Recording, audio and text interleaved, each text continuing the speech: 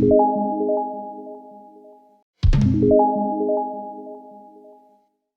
everyone, and welcome back to the Business Hub.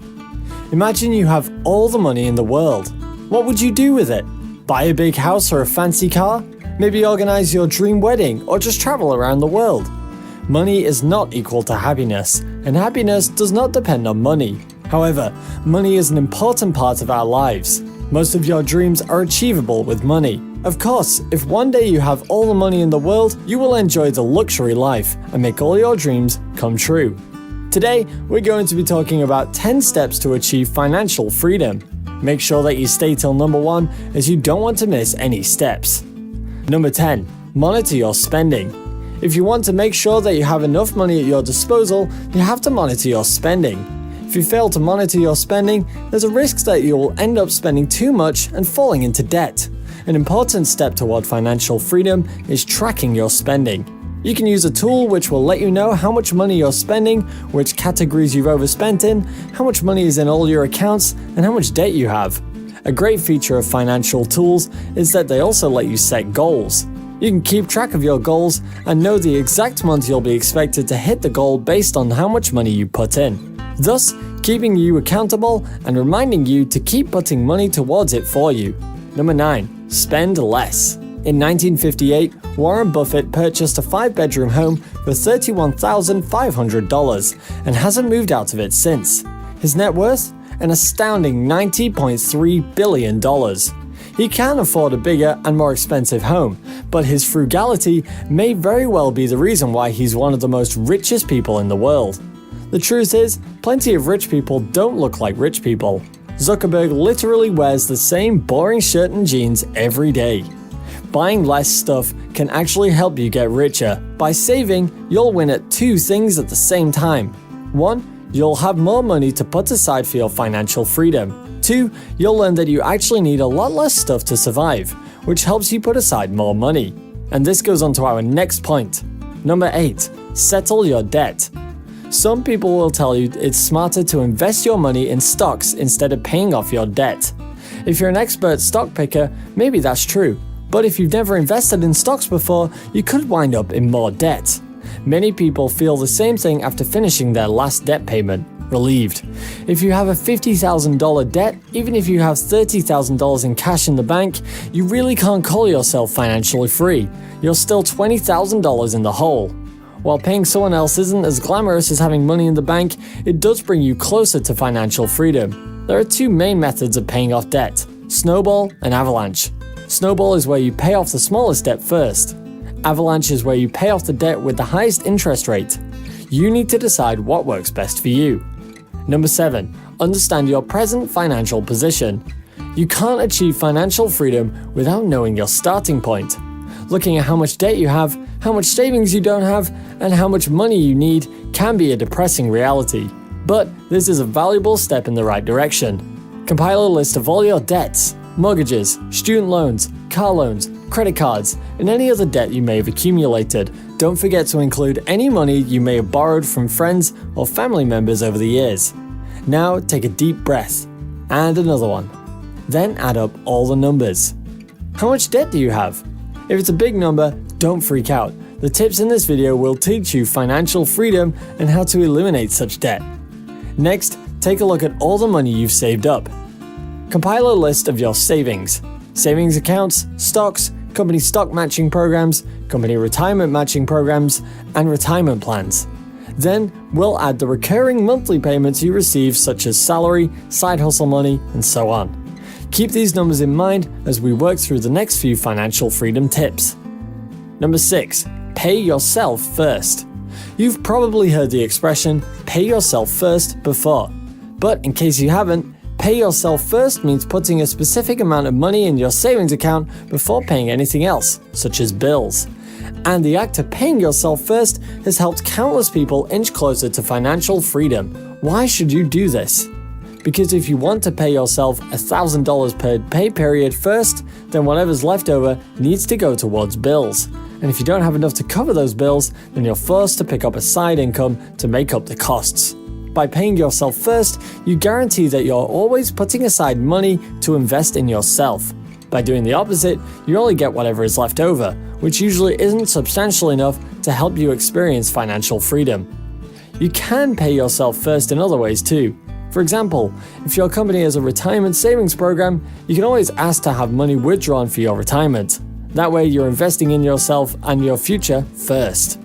The money gets deducted from your pay, so everything that's left over is money that you can put aside for your bills and expenses. Number 5. Look at money positively. Debt can be definitely a little bit discouraging. But remember that money is a good thing, even if it does seem to carry a lot of burdens right now.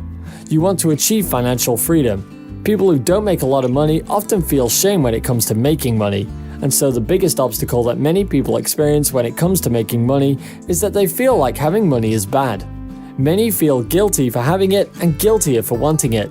But we shouldn't feel this way about money. Money is simply a necessity like food or water. It helps you buy the things you need and live the life you want. To achieve this financial freedom, you're going to need to look at money as a tool to help you achieve your dreams, fuel your energy, and live a stress-free life that you can enjoy. Because if you keep viewing money negatively, you'll subconsciously sabotage your chances of making it and keeping it. Number 4. Spend your money on experiences, not items. Life is short. It's not about hoarding away all your cash until you're 65. You are allowed to enjoy life while you're alive. Otherwise, the things that'll help you live a more fulfilled life will be the experiences you have, not the products you own. What's your happiest memory? What were you doing? Who were you with? Let's create more memories like that.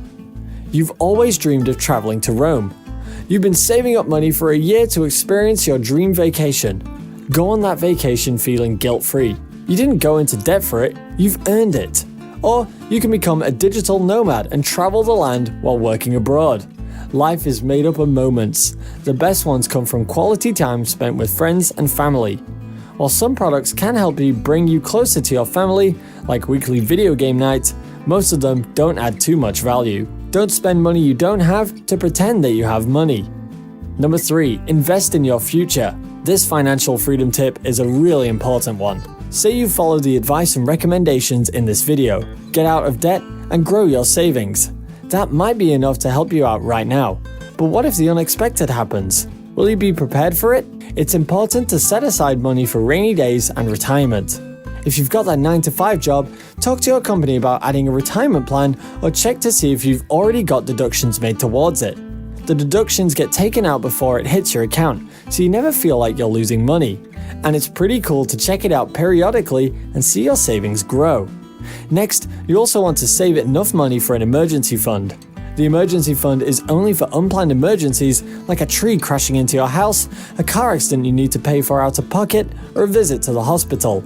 By setting aside money for rainy days and retirement, you'll be less likely to end up back to where you are now, wishing for financial freedom. Number 2. Write down your goals. Why do you need money? Do you want to get out of debt for good? Are you desperate to escape the 9-to-5 grind? Is there a place that you've always wanted to travel to? Do you need to save for a wedding, kids, or retirement? If you want to achieve financial freedom, it's going to be easier when you tie it to an emotional goal. You're advised to write down any reason why you feel like you need money. Don't leave out anything. If you're interested in more detail, you can break down these goals into mini goals that help you achieve the main goal. You may not accomplish everything you want to in a month, but a year is a long time to make progress on your goals. Make sure your goal is tied to a specific number that you want to hit. Believe it or not, you'll start working towards these goals without even realizing it. Knowing exactly what you want to achieve makes achieving financial freedom a million times easier. Number 1. Create additional sources of income. If you're serious about financial freedom, you've got to sacrifice some blood, sweat, and tears. Your 9-to-5 might not cut it. If that's the case, you need to step it up and look for money outside your current job. Some experts recommend having 7 streams of income. If you have a 9-to-5 job, congratulations, you've got one. Only 6 more to go. Now you can look at your sources of income in 2 ways. Active income, trading time for money, or passive income, money that keeps on coming in, even while you sleep. If you trade your time for money, you're limited by the hours in the day. Here are a few side jobs that you can do to earn an active income. Become a freelance writer, finding jobs on ProBlogger. help a business owner as a virtual assistant with jobs on Upwork, become an Uber driver, etc.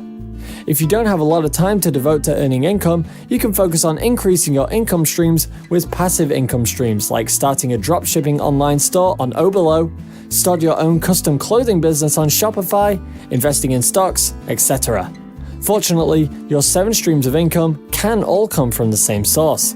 For example, if you're an e-commerce expert, your 7 streams of income can come from creating 7 different stores. And remember, there is no need to start the 7 streams simultaneously. You don't need to start with 7 streams. You can just build it up over time. While you're here, go ahead and click on one of these 2 videos on your screen. See you there!